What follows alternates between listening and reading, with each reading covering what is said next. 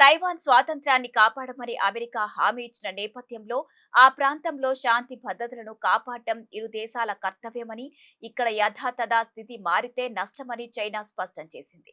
మాటల మధ్యలో తైవాన్ విషయంలో చైనాను లొంగతీసుకోవాలనుకున్న ట్రంప్ ఆశలపై జిన్పింగ్ నీళ్లు జల్లారు.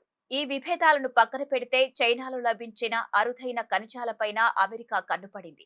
దీనిపై జిన్పింగ్ నర్మగర్భంగా మాట్లాడుతూ విభేదాల కంటే ఉమ్మడి ప్రయోజనాలే ఎక్కువని, వాణిజ్య రంగంలో ముందడుగు వేయాలని ఆకాంక్షించారు. ఇరాన్ యుద్ధం వల్ల పెరిగిన చమురు ధరలపై కూడా చర్చలు జరిగాయి. అలాగే టెక్నాలజీ రంగంలో ఏఐపై అమెరికా సాగిస్తున్న ఆధిపత్య పోరును చైనా తీవ్రంగా వ్యతిరేకించింది. తమ సమున్నత లక్ష్యాలకు అమెరికా ఆంక్షలు అడ్డుపడుతున్నాయని ట్రంప్ కు చైనా స్పష్టం చేసింది.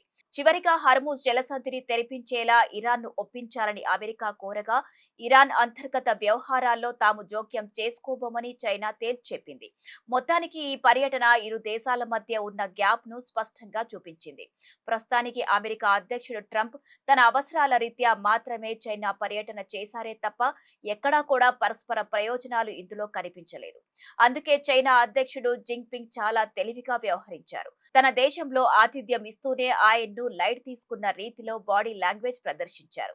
దీన్ని బట్టి చూస్తుంటే అమెరికాకు ఘోర అవమానమే అని చెప్పుకోవచ్చు.